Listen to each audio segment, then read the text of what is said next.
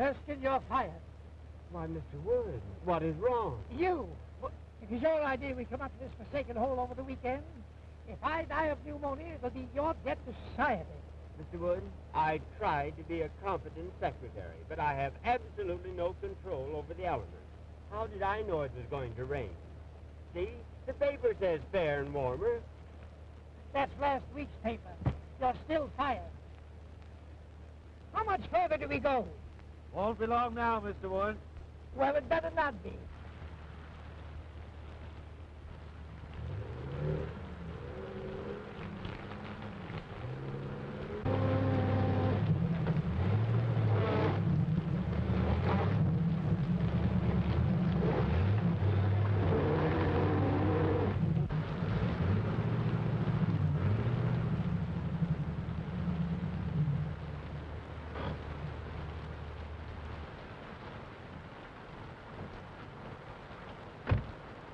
Is there something the matter? I guess we're stuck. You guess you're stuck. What are you trying to do? Kill me? Oh, no, it's not as serious as that. We just skidded into a fallen tree. Don't stand there. Don't stand there like a trained seal. Suggest something. I'm sorry, sir, but I never did work well underwater. I know this part of the country intimately. There are several houses nearby. We can walk to one of them. Swim, you mean? I see a light down that way. You couldn't see a light if you looked at the forest fire.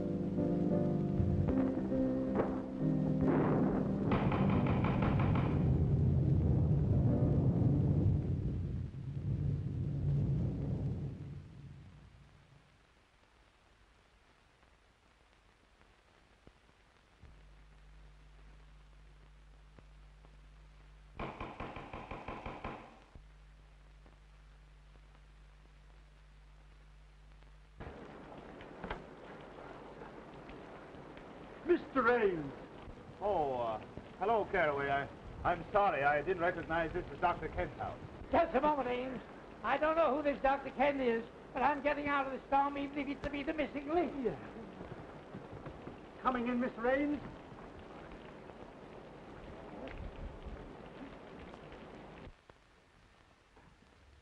Ames! Well, this is a surprise. Good to see you. Yes, I suppose it is a surprise.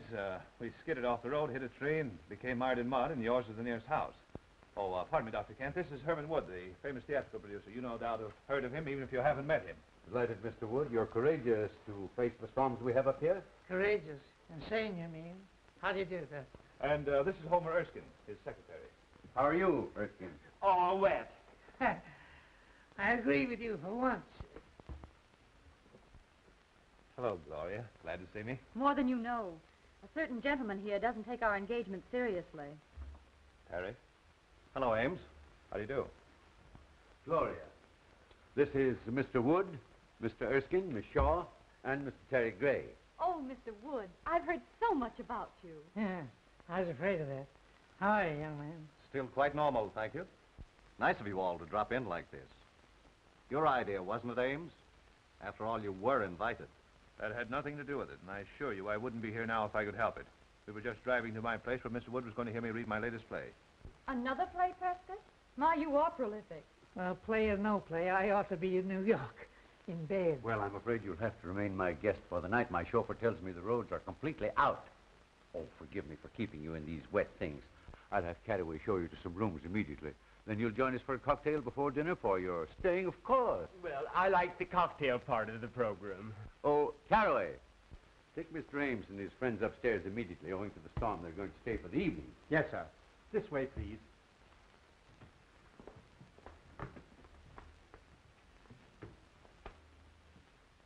Who are you? Why, you tell her. I'm beginning to be uncertain of everything. Why, this is Mr. Wood. I'm Mr. Erskine, his secretary. I pity you so much. You're surrounded by tragedy and sorrow. Oh, you are psychic, Beatrice. Mr. Wood is the greatest producer of tragedies and dramas in the country. You mean he was?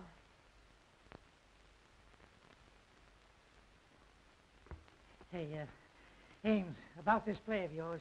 Why, yes, it's in my bag. As long as we can't reach my place, why not let me read it to you here? Look here. I just remembered an important appointment tomorrow in the city. I must return tonight. Isn't that right? Yes, absolutely. He has to dress the Travelers' Aid Society on the proper way to fold a timetable. My dear Mr. Wood, I would gladly assist you, but until the storm abates, there's no way of reaching the city. Well, we may as well accept the situation, Mr. Wood. We'll have a good dinner and then retire to Dr. Kent's study for a nice, quiet reading.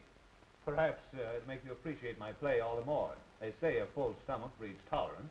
Well, something tells me I shall need it.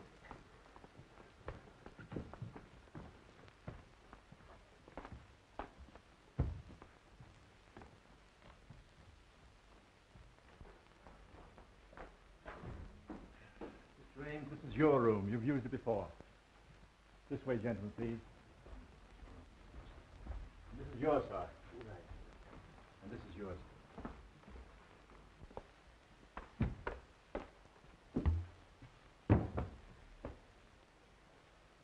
Just a moment. Have that coat dried out. Yes, sir. Right away, sir. Anything else, sir? Yes, close the door when you go out. Yes, sir.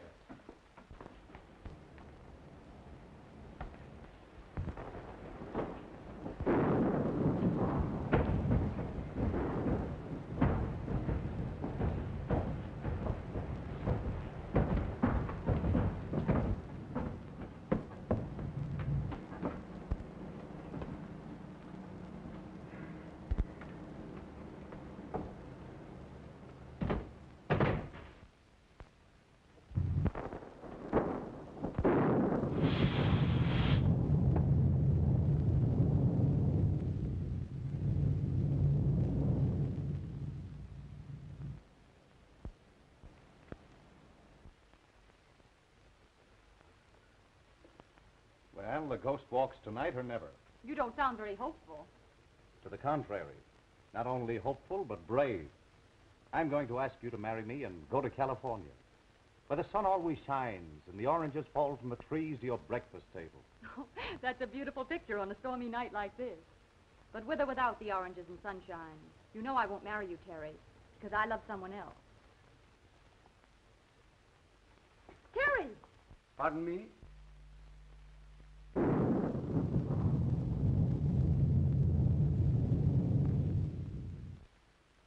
You're not a very easy man to discourage, are you? You forget that Gloria here is engaged to a mutual friend of ours. I don't think that's any of your business. Here, Gray. I don't like your attitude. In fact, I don't think I like anything about you. So what? Why must you two always act like gladiators? Be sensible. Tonight of all nights must not be the time for any discord. You know I've never given you cause to think of me as more than a friend. That depends on your viewpoint. I might argue that statement. I'd like to give you the thrashing you deserve for those insinuations. Please. We'll discuss this later.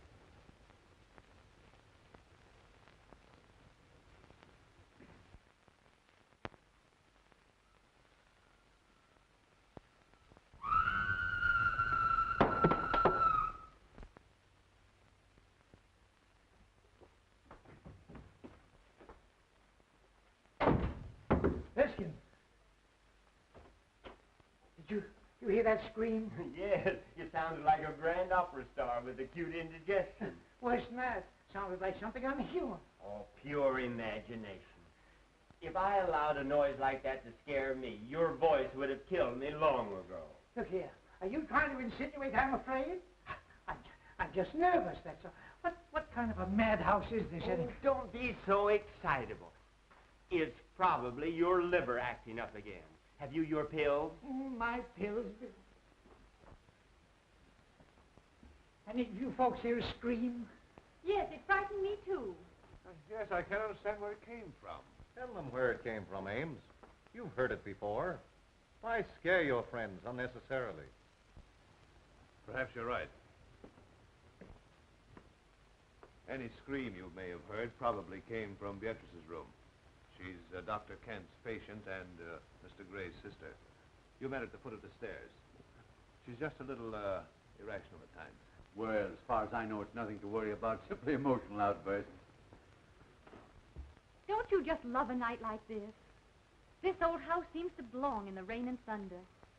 I read a book once about an old, old house, and oh, I don't know how many murders happen on just such a night as this.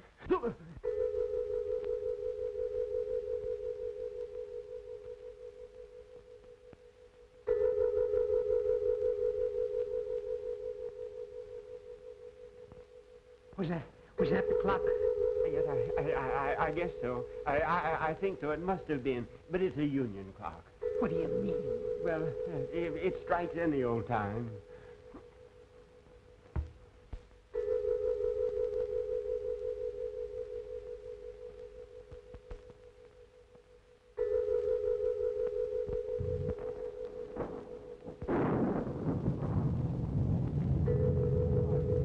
What's the matter with Beatrice?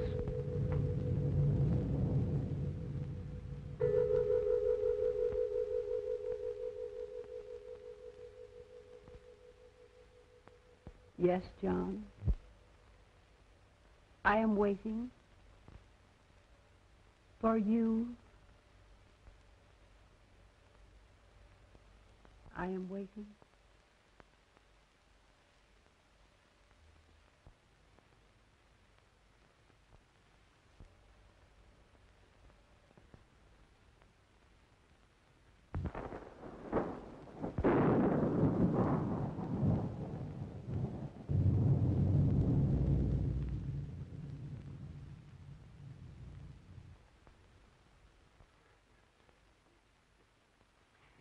That woman gives me goose pimples.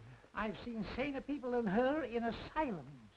I'm sorry this had to happen. Beatrice's spells are unnerving to a stranger, but after one gets to know her... Know her. Say, if I never see her again, I'll be satisfied.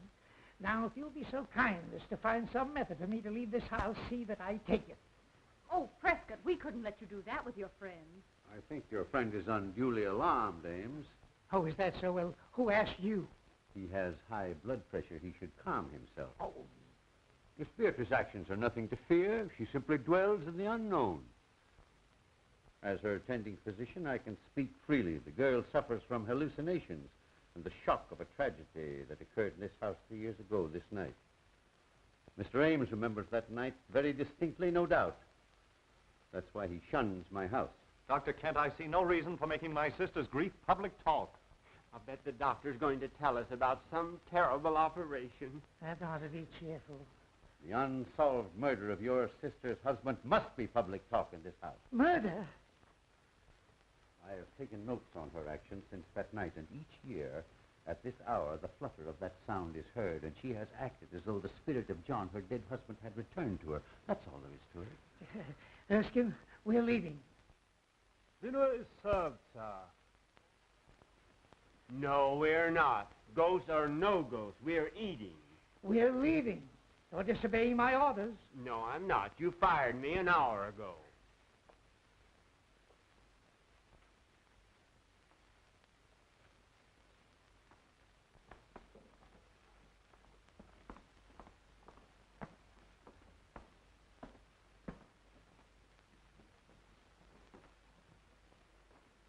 Gloria, Mr. Ames, Mr. Wood, Mr. Erskine.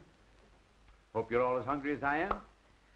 Just give me an aspirin. Just give me anything but a tomato surprise. I've had shocks enough. This is about as cheerful as an undertaker's picnic in a cemetery.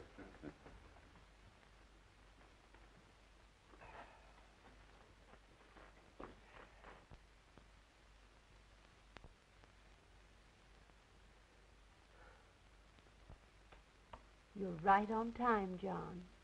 I was so afraid you might disappoint me. Mr. Wood, I think you're right. We better leave, now that John's here. Yes, Erskine, I'm not a cowardly man by nature, but my nerves won't stand this any longer.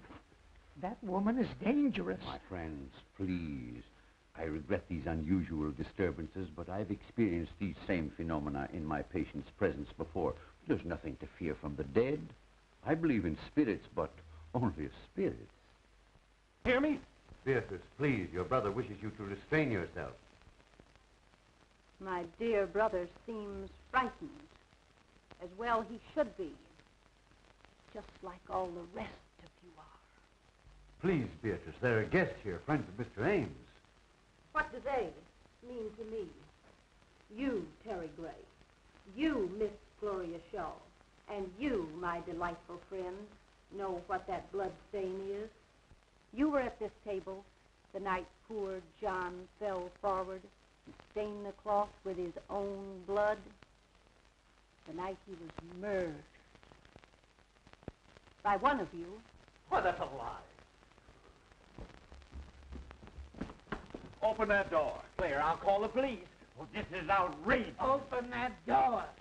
Unloosen that portal. I'm sorry, Miss Beatrice's orders are that no one leave.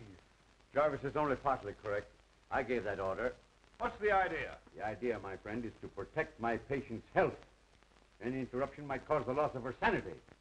You want the responsibility for that on your shoulders? I think you're as crazy as she is. Don't aggravate him. They're all dangerous. Everyone will please sit down.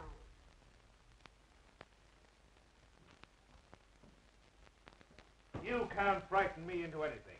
I don't know who killed your husband, but I believe your brother can tell you. I thought you'd try to insinuate something like that, and I'm glad you did. Now I can voice what I've suspicioned these past years. You were jealous of John. You wanted to marry Beatrice for money. You, a penniless hack playwright. She preferred John, and you killed him. There's always been insanity in your family. Wait. He's right. I, too, always thought you killed John. You're unscrupulous enough to have done it. That's enough of that kind of talk. You aren't free from suspicion either. As John's cousin, you inherited more money from his death than I did. How dare you say that? I can't listen any longer. In the name of humanity, allow Erskine and I to get out of here before they kill each other. I appreciate that we have outside witnesses to what is going to happen. There is a murderer in this room, and we're going to find him. John, tell me the person who killed you. Speak quickly. Why don't you admit it? Hurry, before it is too late. You'll talk now or I'll break your neck. Light! John! John! Speak to me, John! Jarvis, turn on those lights.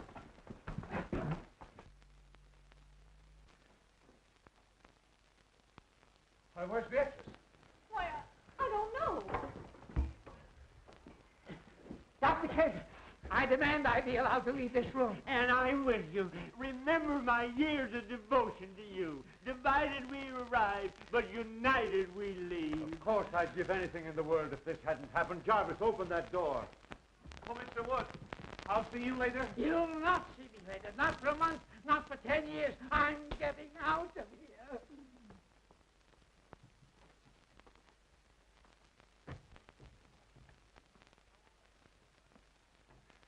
And so ends the first act of my little play. Oh, darling, it was wonderful. Well, we certainly scared those two. Nelson Wood's famous for his temper. Isn't it remarkable how they reacted almost exactly as you had written them into your play? Ooh, I'm tired, and we've 2 more acts to go. Well, you're as clever a group of actors as I've ever seen. And I've got Gloria to thank for finding you. Didn't I tell you they were troopers? You don't think we frightened them too much, do you? What's the difference? It's a blooming horror play, ain't it? Oh, Jarvis, go get Beatrice. Good old Beatrice. She certainly played her part well. Yay, but I was afraid she wouldn't scram before the lights turned up.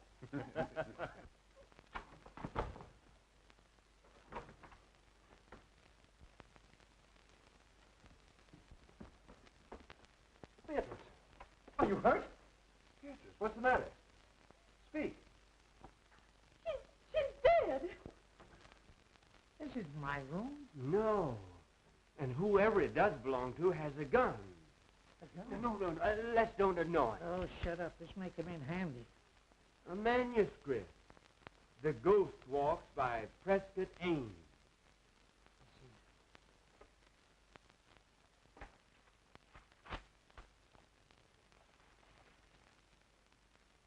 As the group seat themselves at the table, the vacant chair also moves out, as if an invisible person was preparing to sit down. All eyes are on the chair. As the vacant chair slides back to the table, Beatrice addresses its invisible occupant. Beatrice speaks. You are right on time, John. Thurston, we've been witnessing a dress rehearsal of Ames's horror play. You mean all those scares were part of the play? Certainly. Wait. Here, let's try it again. Here, listen to this.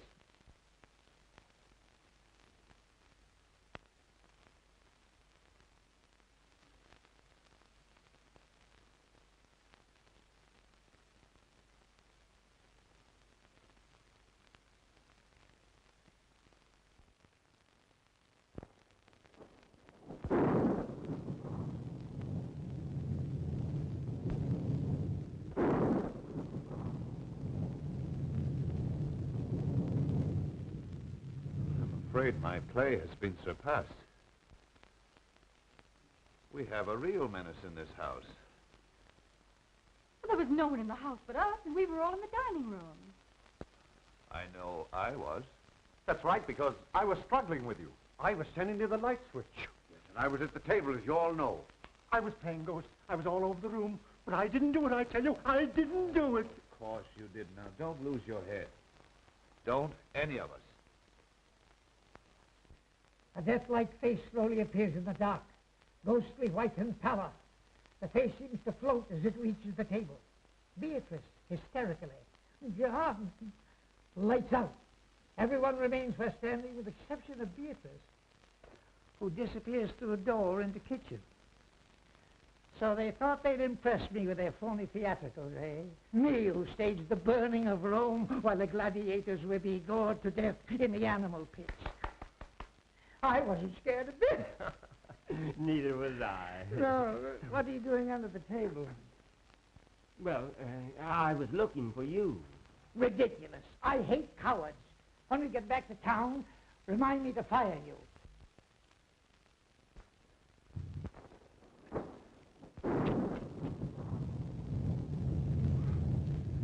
Let the play continue.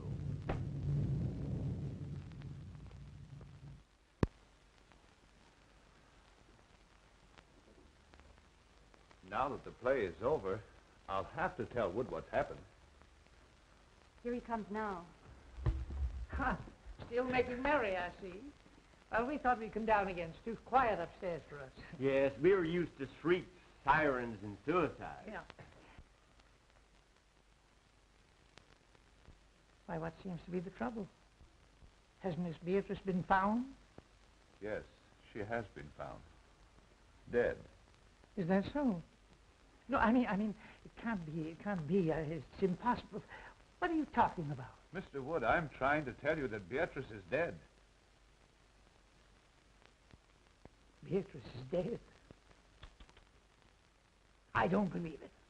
Let's put this whole thing straight to you, Mr. Wood. We're all actors, hired by Ames here to present his play to you. Actor? Everything that's happened since you arrived was part of the play.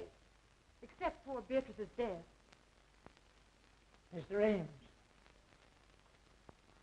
am I to understand that I've been witnessing part of the play you were to read to me? Yes, I thought it a good method of presenting it to you. You see, this is really my house, and the fallen tree on the road was all part of my scheme to fool you. The storm, of course, was an added break.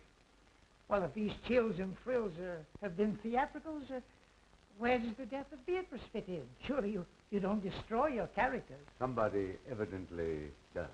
We don't know any more about it than you do. The police should be notified. Now, wait a moment, everyone, please. I know that this is even more confusing to Mr. Wood than it is to us. He still believes we're putting on the play. So the only thing we can do is to show him Beatrice. By all means, do.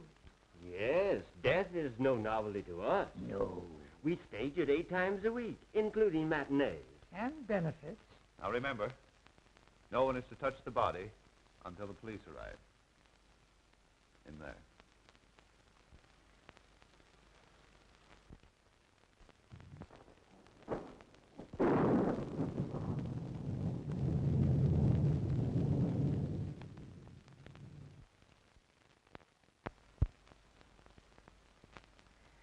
Well, where is she?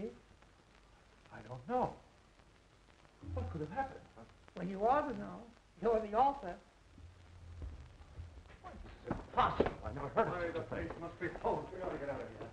Where can she be? Perhaps she just stepped out during intermission. Gentlemen, this is too serious for joking. She was on that divan 10 minutes ago, dead. You've got to believe it's for your own safety. Oh, and you think we're all in danger? We most certainly are.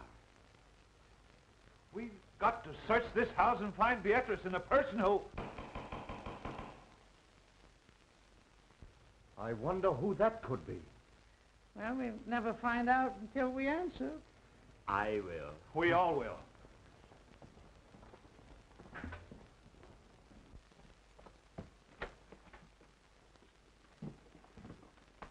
Who are you? Who are you? A guard from the Greystone Sanitarium. Seen anything of an escaped patient around here? What kind of a patient? A quiet one, until disturbed, at which time he becomes slightly murderous. Well, so help me if this ain't a night. Oh, what's going to happen to us next? Who are these people? I didn't know anyone was living here until I saw the lights. What makes you think he came here? Empty houses make good hideouts. I never saw or heard of anyone living here in the past few years. Well, I've been living here about a month. I think you've come to the right house at that. Yes? Has anything happened? Uh-huh.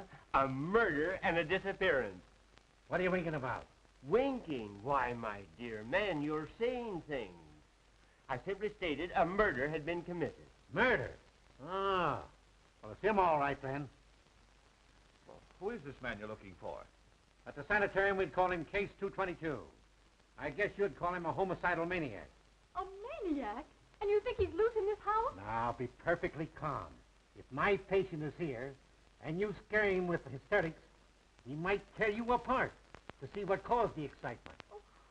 That reminds me. Has anyone called appearance? No. Well, that's a usual procedure, isn't it? Well, we forgot to, I suppose. But there's a telephone right here in the study. Telephone?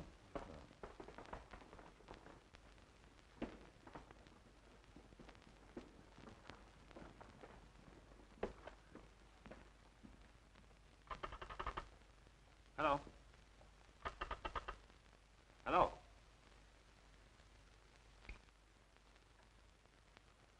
Cut. I suppose no one knows who did this. Why should we? You don't think it's fun to be isolated with a maniac? If the play calls for it, yes.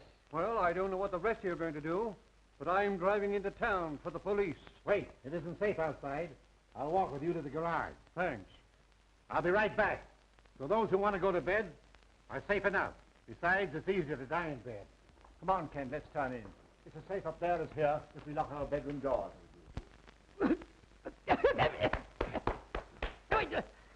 What's the idea? Why, you're choking terribly. Well, can you do any better? You know, I had a hunch that Beatrice should never appear in a horror play. Why? Too highly strung and impressionable. A fatalist. She figured if you were paid to scare people, the law of compensation would see to it that you got scared yourself. Utter nonsense. How could anyone possibly foresee a maniac coming here tonight and committing murder? Don't interrupt him. The play's improving. Not enough action for me. Tell me, Ames, just how did you happen to come to this house yourself? funny you should mention that. I was just asking myself the same question. Of course, you saw that painting in the drawing room of Gussie Gillis. Sure, everybody knew him. And his history? Naturally. Personally, I thought he was the worst butcher who ever severed a tonsil. Right. And you remember how 9 of his patients mysteriously disappeared after he treated them? They were murdered. And when the police came to arrest him right here in this house, he committed suicide. He lost his mind from the strain of his surgical work, I guess. Get to the point, man. I know all that record. Now, you say this house was his. How did you get it? Why, that was easy. I simply advertised for an old, isolated country home. And the real estate agent for the Gillis estate answered and said he'd be glad to rent me this place. It's been vacant ever since the doctor's death. People were afraid to live in it because of the crimes that were committed here. It's supposed to be haunted. And the local people swear they've seen the lights go on and off in this house even while it stood unoccupied. Well, the rest of the story is short. I wanted to write a play in the same atmosphere he had lived his ghoulish life, so here I am. I'll bet he'll come back to haunt you for this. Jarvis get away all right? Yes. There's no one around the ground, so I think I'll search upstairs. I'll go up, too. I'm going to bed. And I'm resigning from your cast. You playwrights are all screwy. I take it that this ends the second act. Now, if you don't mind me saying so, I think your play is rotten. Well spoken, Erskine. Forget about being fired. Let's go to bed. Yes, go to bed, Mr. Wood, and get some sleep. You insist the play is still on, but we've tried to tell you that it's ended in a tragedy. Good night, sir. Good night, Miss Gloria. Good night. Ames? Good night. Be sure and let us know if anyone else is murdered. I can't convince those fools. They insist we're still playing for their benefit. Oh, I wish we were out of this dreadful house. First it was Terry pestering me, and now this awful tragedy of tonight. Don't worry, dear. You look all worn out. You get some sleep, and I'll see that nothing disturbs you. Oh, I'm too frightened to sleep. Tell me the truth. Who do you think could have killed Beatrice, and where do you think she could be? Well, personally, I believe it was just a burglar who's long since disappeared. Then why would he steal the body? Oh, to cover up the crime, I suppose. Now, you go to bed, dear.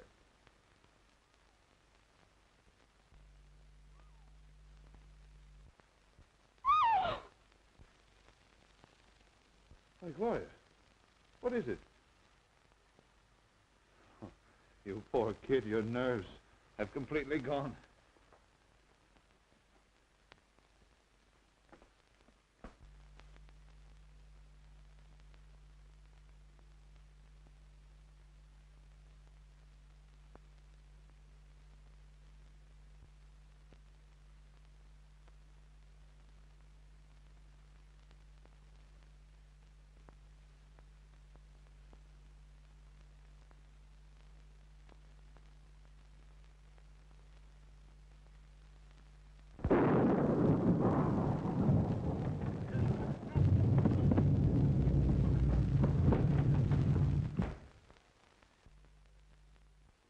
Oh, it's you. I ought to pull the trigger, Pat. Well, come on, snap out of it. What is it? Mr. Wood, maybe we're wrong. Maybe this isn't the play we're witnessing after all. Oh, rubbish. You saw the manuscript, didn't you? Yes, but I didn't see anything in it about the top of my bed coming down and smothering me, just like a steak under onions. Oh, nonsense. You've had too many cocktails. Besides, I wouldn't be lucky enough to celebrate your demise by violence.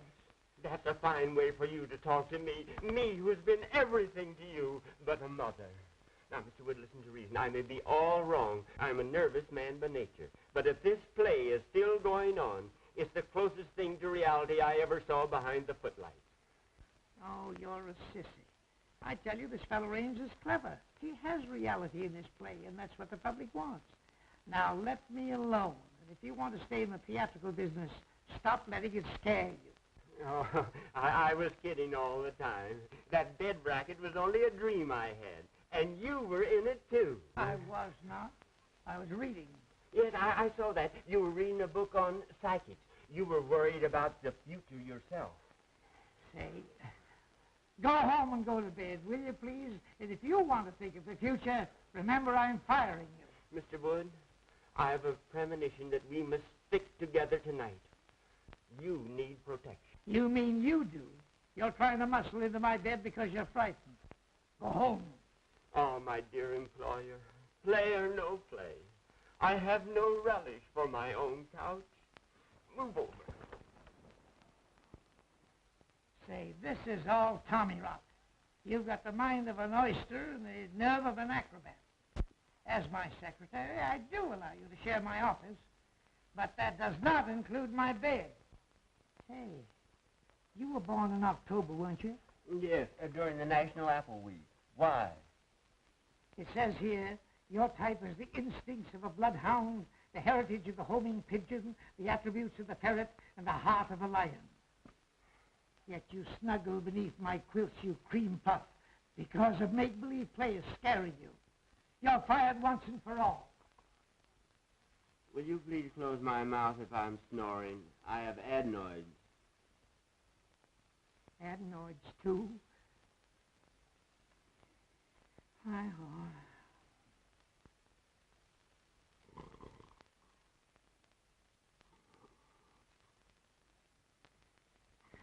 Homing pigeon, ferret, lion. I'm sleeping in a zoo.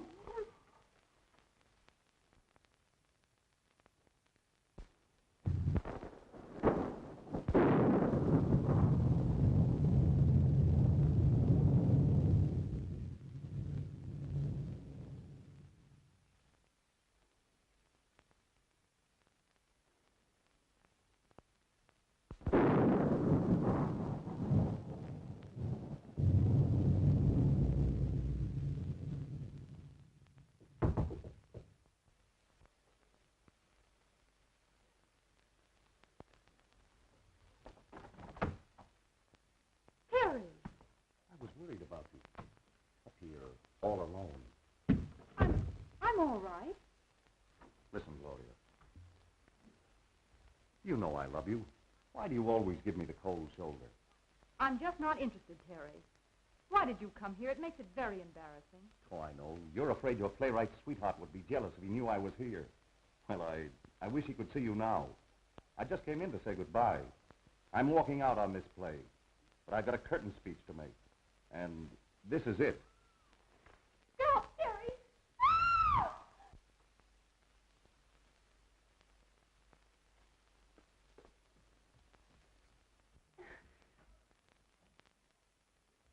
Gloria! Gloria! Why, you fool. Now see what you've done. I'll hide in that closet until he goes. If you tell him I'm here, I'll tell you invited me. Understand? Oh, darling, what frightened you? I saw a man. Oh, where was he? He came in that door. I screamed and he went away. Oh, you poor kid, what a narrow escape you had. Wonder what that feeling was about. There's a light in Gloria's room. Let's see what's up. You take it easy. I'll find the guard and we'll search the house again. What's happened? We heard screams. Someone tried to break into Gloria's room. What? Who? I don't know. Here comes the guard. Seen anything? Plenty. Gloria was almost attacked by someone. Fancy that. Who do you think it was? We don't know. We'll wake up everybody and find out. Good idea. Let's try Terry first. Oh, Terry. Gone. Not a sign of him. Whose room is this? Oh, that's mine. And there's Erskine's room, and that's Mr. Woods. Well, let's see what they know.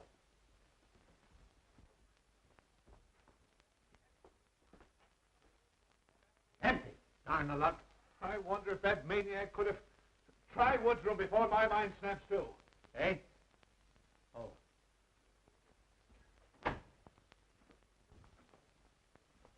Hey, you two. Get out of here. My office hours are from 10 to 4. Seen anything strange in here? Yes, here's an exhibit that ought to be in a museum. What are you doing in here?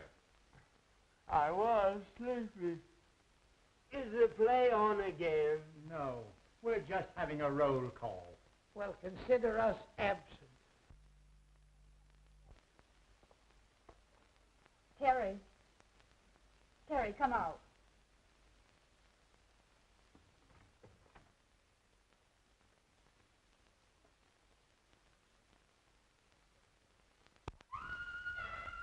Gloria. What, again? Oh, let's don't miss this. I might as well be a fireman.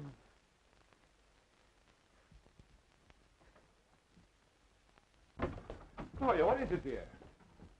It's Terry. He was standing right in that closet. He's disappeared. Well, what was Terry doing in your closet? He was hiding. From whom? Why, Oh, pardon me. Oh, no, please let me explain.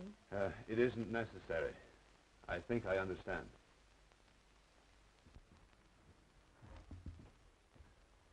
I'd sooner trust a lunatic than I would a Yes, woman. they're more reliable.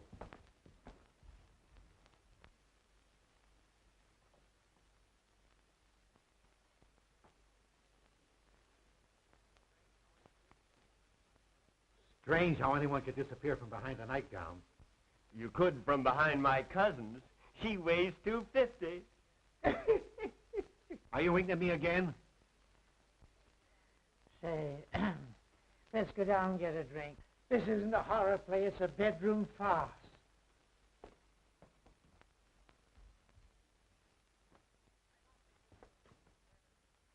I don't think this situation is fair to me.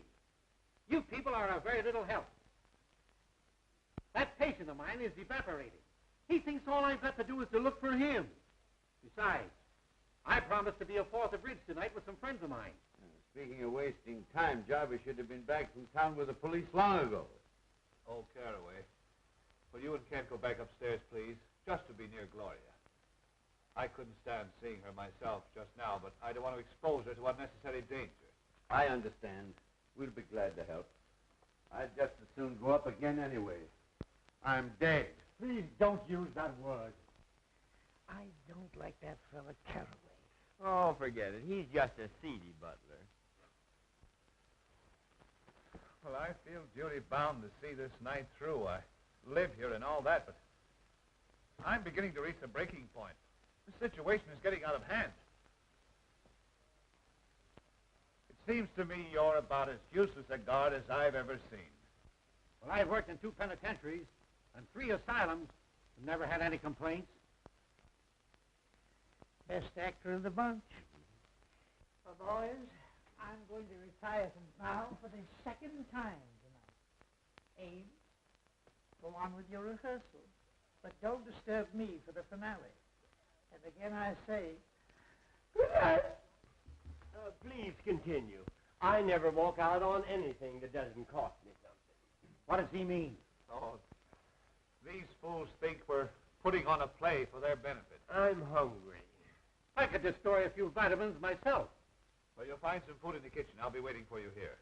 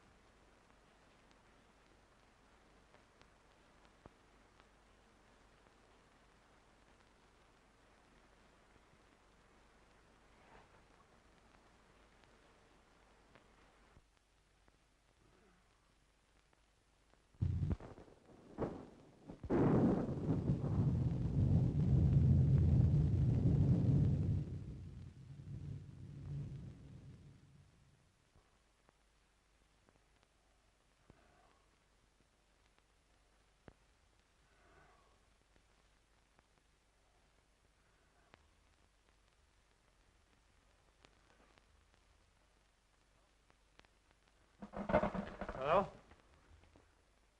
What are you doing down here? Why, I just came down to get some cigarettes. Well, you shouldn't have left Gloria upstairs alone. Well, I'm not her guardian. If you're so anxious about her, why don't you go upstairs and play watchman yourself? That's just what we're both going to do. Well, the scene shifts. So do I.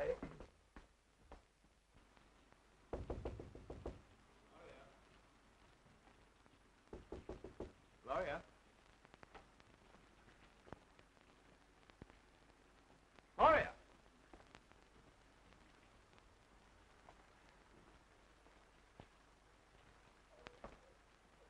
I smell chloroform. This is all your fault. I told you not to leave her alone. We'll arouse everyone. Oh, Kent? Well, Mr. Wood. He's probably in his room. I shouldn't cue you, but here comes Kent now. Oh, Kent. Yeah? Gloria's disappeared. Huh? Say, have you been out in the rain? No, why? Well, whoever stole Gloria took her out of the window into the rain. Funny that you should be out of your room and then appear all wet. I don't like your insinuations, Mr. Ames. If you must know, I couldn't sleep. I was going to take a bath in the tub and turned on the shower by mistake. That's what I would call a watertight alibi. Maybe Mr. Wood knows something.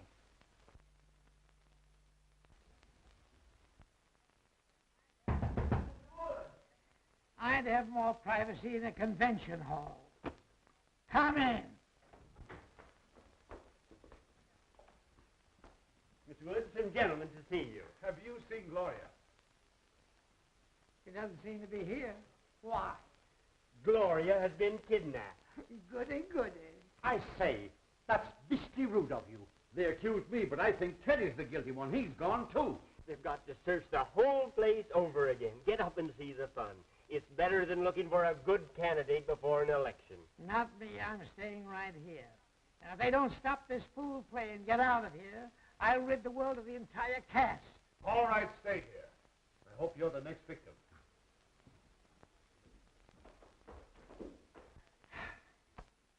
Mr. Wood, could I have a word with you? If you try to get in this bed again, I'll shoot you, so help me. I only wanted to say that you're right, as usual. The play is still going on. Of course I'm right. I know the theater like Barnum knew his elephants. And I'm not cross with you, Erskine. In fact, I'm going to raise your salary. Thanks. People don't disappear every 5 minutes in real life. Unfortunately, some don't. I'd like to get some sleep. But the play... Earn some of the money that I pay you by watching it for me. Why, I thought you fired me. Not till we get back to town. Now, shut up and get up. Guard! Guard! Huh? What do you want? Fine, help you are. Gloria's been stolen, and you're standing around here eating chicken. Well, one must eat occasionally. What makes you think the lady was stolen? Rather an antiquated way to acquire a woman, isn't it? Oh, shut up. Her window was open. She must have been taken out of the house. I'm going to search the grounds. I'm with you, Ames. Hey, you. Come here. Where's your friend? If you mean my honored employer, he's upstairs in bed. I think I'll go up and look him over. There's something queer about you both. He winks at you and you wink at me. And I don't like it.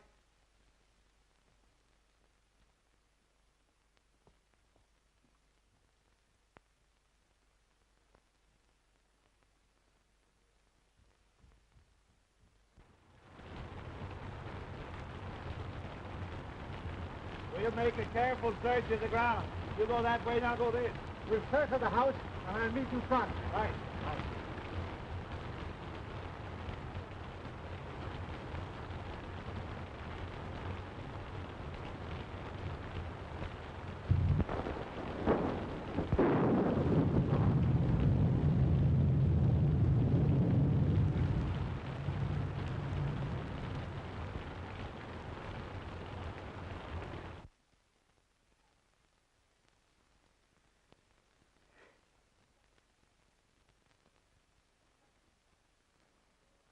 Who's there?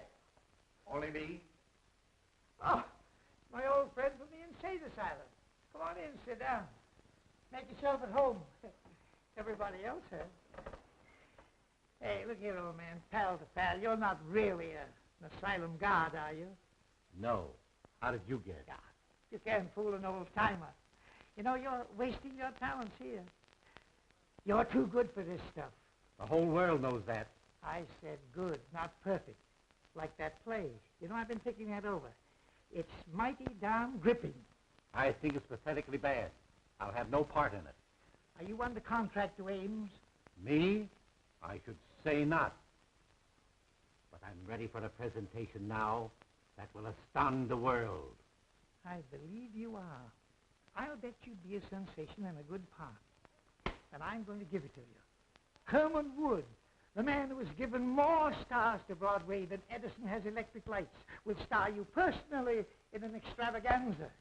Splendid, splendid. Oh, are you busy Thursday? Let me see. No, I have nothing planned. Good. Come to my office next Thursday and we'll sign a contract. Splendid. But you should see me work first. Well, what are you doing now? Wasting time talking to you. Come with me, and I will show you real dramatics. Are you kidding? I never joke. I will show you drama. Stark, throbbing drama, with a master touch of comedy. By golly, I'm with you. Just wait till I get my slippers. Don't forget, Thursday. Come.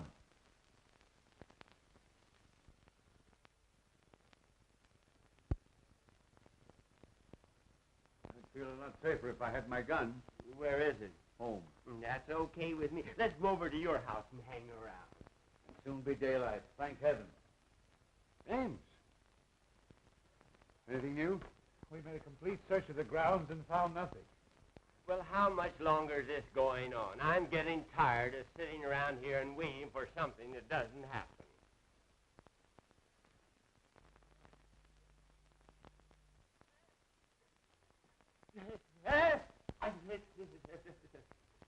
The picture. It's alive. It winked.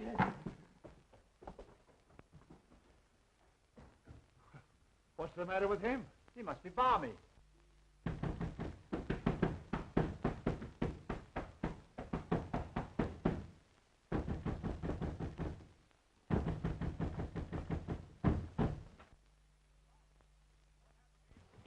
Charles, what happened to you? Remember when I left the house to get the car and the cops? Yes? Well, that nuthouse guard leaves me at the garage. Then just as I'm getting into the car, somebody slugged me with a lead pipe. What was the idea? Well, someone didn't want him to get away. And that someone is probably the escape nut that we're looking for. How many of you are searching for him? There's already been a guard here tonight. Well, there's possibly half a dozen of us, but believe you and I'll find him. Yeah, this guy disappears every so often, but we always spot him in this neighborhood. I see. Well, after you were hit on the head, why did you come back to the house? I figured getting the police was the wisest move to make. I've been knocked out and tied in the garage, but I broke the ropes. Then I tried to start the car, but I found out someone had gummed up the motor. Well, I began to hoof it into the village when these guards from the sanitarium picked me up, and here we are. Has anything happened since I left? Yes, Gloria's been kidnapped and Terry's disappeared. And now that Erskine person's gone violent. Oh, yeah? Well, I'll handle that. Help! Help! What's the matter? Mr. Wood is gone. What? I said he's gone, and so is the guard. It's that picture that's doing it.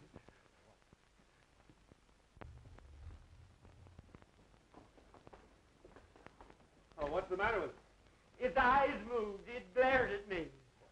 Why, it's as solid as the wall. You're daffy. Those eyes never stared out of nothing but a paint pot. I say someone looked out of that painting. Okay, brother, we'll soon find out who's nuts around here.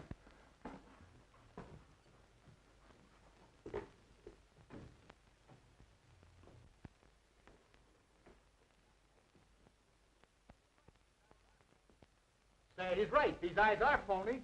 What'd I tell you? Now who's that? Hey, there's a passageway back to this. A passage?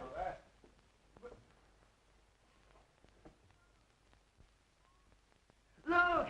It's moving!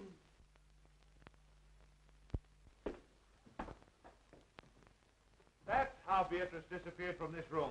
Well, I'm going to find out where it leads to. I'll go with you. Be careful. It looks dangerous.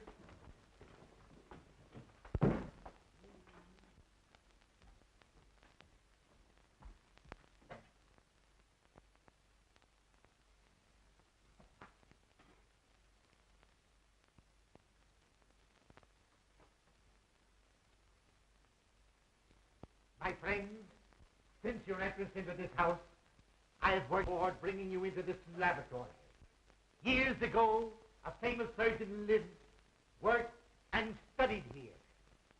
His name was Guthrie Gillett. He is dead now, but I, Professor Elmer Trickery, will carry on and improve his work. I don't like these underground places. Well, you may as well get used to it. You may spend a lot of time in one. Why, the whole house must be honeycombed with passages. They lead all directions.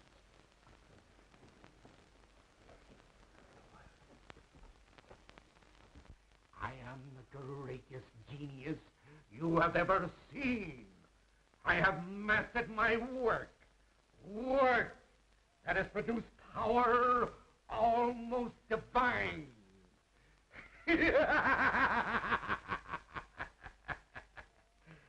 I have become more than the greatest plastic surgeon in the world. I am the molder of mankind. I have reached a great decision. That is why I've allowed you all to trespass upon the seclusion that I have enjoyed in a supposedly deserted house. I discovered this old house of Dr. Gillis's on one of my many escapes from the sanitarium.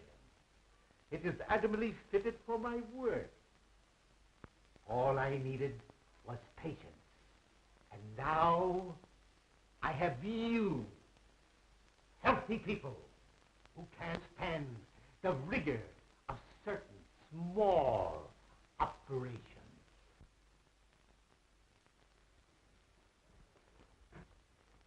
Now, wait. This looks like a door.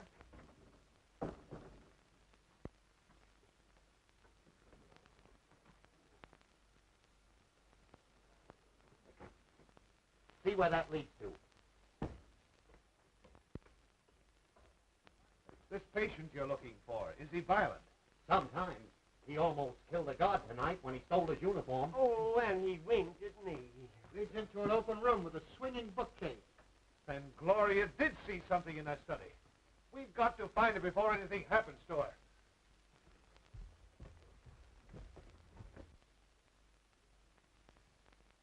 It seems to me this is the fluid I used to paralyze the mice with yesterday. I think I meant to use it on your friend Beatrice. But somehow I became somewhat confused. So now the poor girl is dead. Forgive my stupidity. I will be more careful to see that you don't suffer the accidental death she did. I have brought back the spark of life. I am colossal. Oh, my head aches. Take that smelling salts away. You're choking me. I am awfully embarrassed. I thought I killed you, but I only gave you a headache.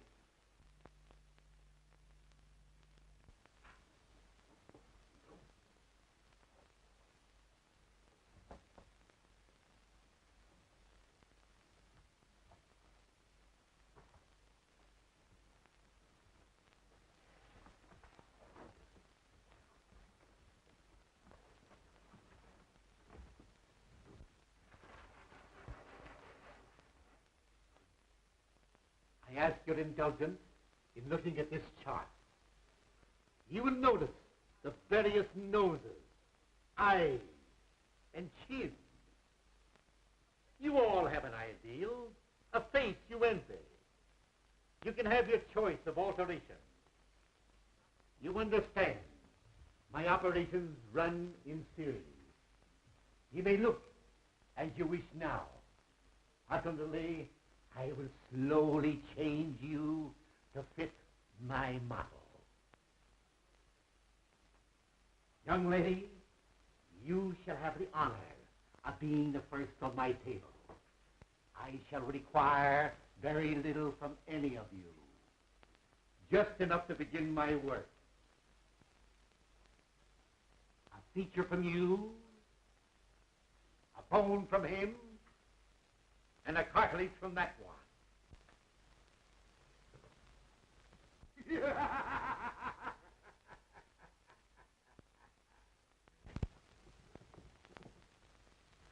It's the guard. It's Professor Twiddly, the guy we're looking for. Then he's the nut. Well, he's dangerous. Let's get him. Wait a minute. Better not get him excited. I know how to handle him. Hello, Professor. Why, Mr. McLeavy, what are you doing here? Can't you see I'm busy? Sure, but you've got to come home with us. It's important. Home? Is there anything wrong? Why, don't you remember? You operated on your old friend, Julius Caesar, a couple of days ago. Did I now? Sure. Funny, I forgot. How'd it turn out? Not so good. That's why we have to hurry back. You see, he got tired of his Roman nose, so you grafted on a new one. But you put it on upside down. And on rainy nights like this, the poor fellow can't go out for fear of drowning. My. We'll return at once. Poor Caesar must be miserable.